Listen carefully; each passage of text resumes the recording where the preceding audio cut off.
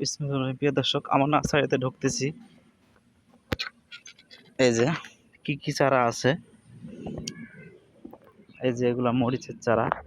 আর এখানে যে চারাগুলো ছিল এগুলো বিক্রি হয়ে গেছে, মরিচের চারা। আর আবারও ফেলাইছি আমরা বেগুনের চারা। এই যে এখানে যেটা হচ্ছে এগুলো বেগুনের চারা, এই যে নতুন করে বের হচ্ছে। এটা কি বেগুন দেখাচ্ছি।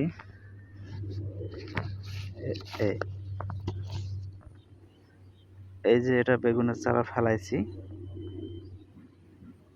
এই যে এটা হলো চারা, এটা হচ্ছে এখন।